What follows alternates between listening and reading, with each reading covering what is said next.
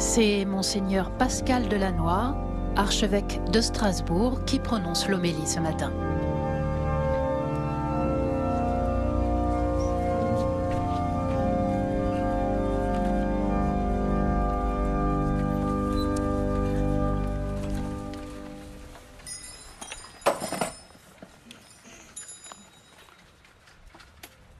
Malgré ce beau soleil, l'évangile de ce dimanche n'est guère réjouissant.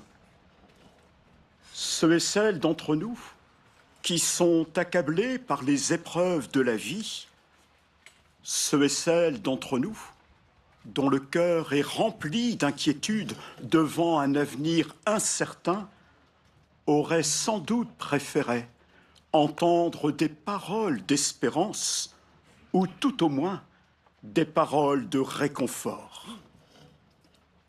Mais dans l'Évangile, et à notre grande surprise, c'est le Christ lui-même qui annonce à ses disciples qu'il n'est pas venu mettre la paix sur la terre, mais plutôt la division.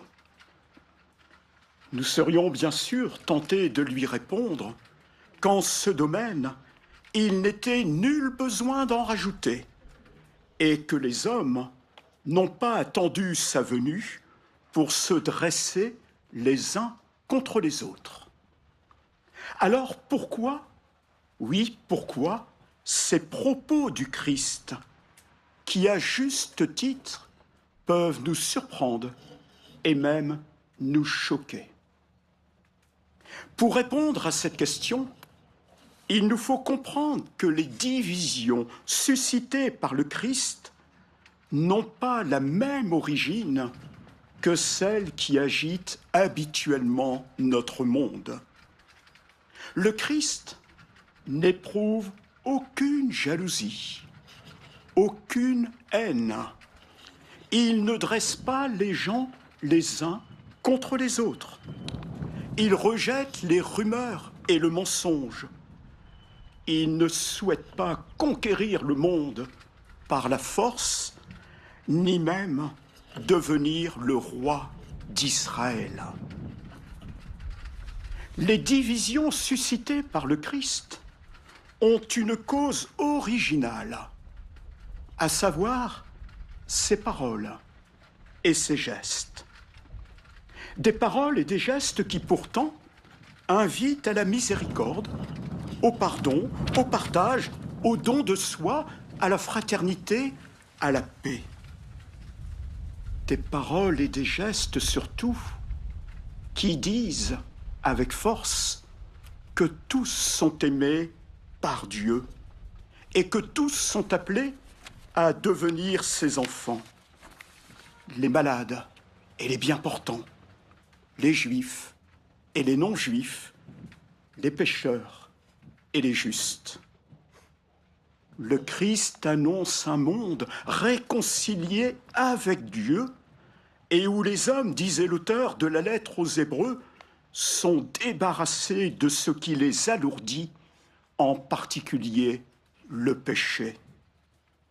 Et pour cela, précisait encore l'auteur de la lettre aux Hébreux, le Christ a posé un geste qui, pour beaucoup, relève de la folie.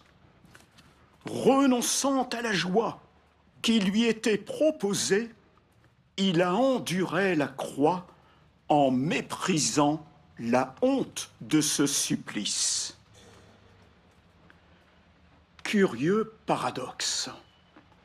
C'est ce message de paix, de réconciliation et d'unité qui suscite de la résistance et de la division, car tous ne sont pas encore prêts à s'engager sur le chemin de vie que le Christ est venu tracer au cœur de notre monde.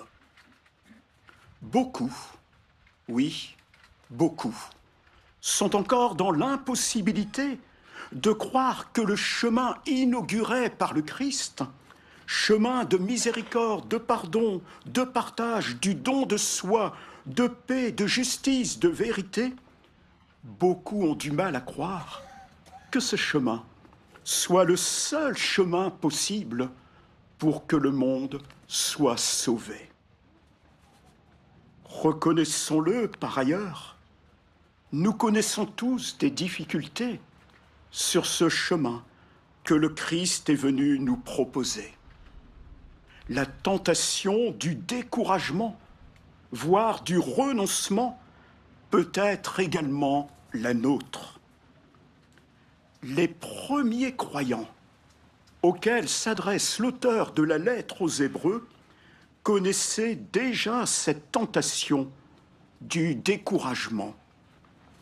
Voilà pourquoi celui-ci les encourage à la persévérance et à l'endurance, non pas de n'importe quelle manière, mais, dit-il, en gardant les yeux fixés sur Jésus, qui est à l'origine et au terme de la foi.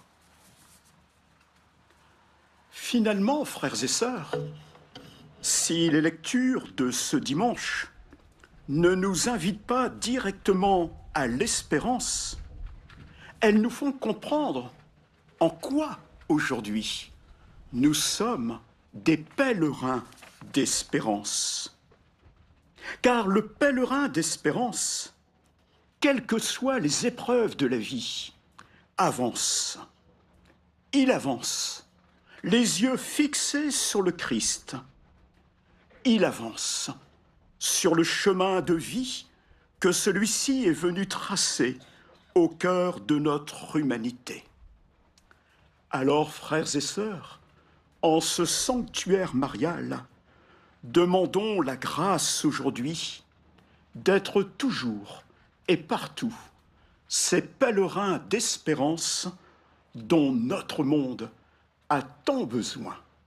Amen.